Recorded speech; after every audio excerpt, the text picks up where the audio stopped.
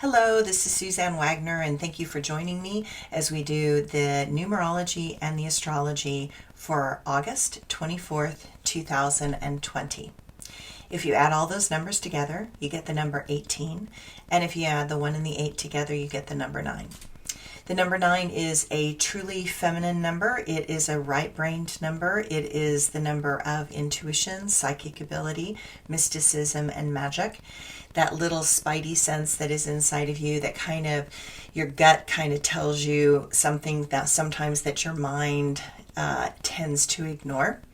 And so it's about finding that balance between listening from the cognitive level of the mind and then listening to that gut. Because especially in the world that we live in right now, people are clever and people can use the right words, and so that causes your mind to relax and you think, oh, this is great, this is aligning with what I believe myself. And then unfortunately inside your gut side starts to kind of turn into a knot, and that's the feeling you have to listen to, because something is not quite right and something maybe isn't exactly what it seems. And know that people can present a certain way because that they have created an external persona that works for them in the world. But it's amazing how often you get people privately and their persona does not necessarily match who they really are on the inside. And so to me, I think we live in a time right now that it's really important for us to find a congruence between our higher self and our human self, our external persona, and our authentic self. And I think more and more in our world at this time that it's becoming more and more critical that we move from our authentic self and become very aware of our persona and what we want to present into the world, and maybe take it down a notch. Because over and over again, it's like I am so exhausted by the hype and the sensationalism that is in our world. And if you, my European friends honestly think Americans have lost their mind. Like they come to America or they listen to what's going on in America and they just can't even believe that we're making the choices and the decisions that we're making. It seems so out of touch with any semblance of normalcy or reality or clarity or honesty or integrity or truth. And we look like an idiot as far as they're concerned. We look like an idiot. And I think that we are acting like a child, acting young. But it's tricky because we've got a lot of really intelligent people here that can overthink something and can over-dramatize something with their mind also. And so it keeps coming back to me that we have to listen to that gut. We have to get more in touch with this number 9. We have to listen to that intuitive knowingness in our core that says something is right or it's not right. Just because something appears to be correct doesn't mean that in our core it actually is correct for us, or it may not even be what someone is presenting. And that's such a hard edge to learn to navigate. So today is the day we get to practice. And the number 9 gives you permission to feel deeply into those hidden areas that need your love and attention. It's a tricky thing to allow yourself to feel fully in such moments historically. It is a skill to learn to not wallow in terrible moments nor hang on to past traumas and use them as a shield. It is essential to tell yourself the truth about what has happened in your life, but it is also equally essential to allow that expression to expand your being by integrating the past into your present. You are not what you were in the past, but your past did show you that what you needed and wanted to learn to overcome. Your past helps you become the amazingly sensitive and compassionate person that you are now.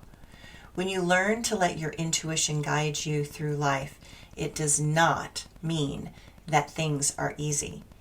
It just means that you are willing to learn the lessons more quickly and you are not resisting the pathway to your most authentic self. The astrology for today. Get ready, because Mars is going to square Saturn. The warrior Mars will be challenging the triple alignment planets in Capricorn, Saturn, Pluto, and Jupiter for the rest of the month. And you will continue to feel it for the rest of this year, since Mars is going retrograde September 9th through November 13th. Mars in Aries is about energy, gumption, and drive. It wants us to get moving forward. The energies ending in Capricorn are trying to tell us to wear your face masks and to protect others and do your best to follow the rules. But I know that many will not, because refusal looks like freedom to those still trapped by their ego. So let's hear that again. Refusal looks like freedom to those still trapped by their ego. Contemplate that one. I think that's a good Zen koan to play with today. It is not the day to push your agenda at the moment. Asserting yourself might be difficult with these energies. It's critical to slow down and make necessary adjustments. The movement forward is going to be difficult because of the resistance you are going to encounter.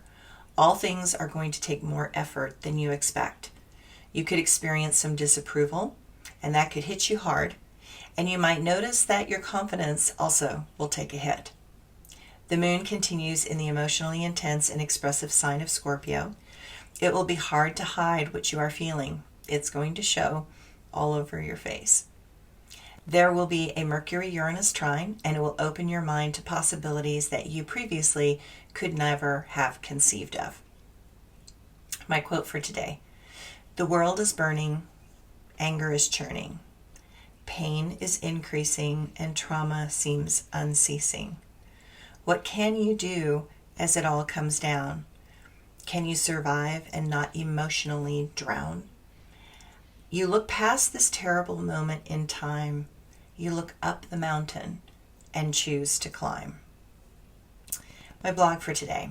So, if I look outside my beautiful windows right here, the smoke is so bad from the hundreds of California fires that I cannot see the next ridge over towards the ocean. I have my house completely closed up and the air filters running in here. And I am grateful that right now we are not in a fire zone. I cross my fingers and toes that it remains that way. Literally today I was up in my upper building, and you might have heard that I've been trying to reclaim a building that was condemned not once but twice, because it was condemned when my husband bought the property and he rebuilt it, and then it had a tree fall on it, and then it had to be rebuilt again.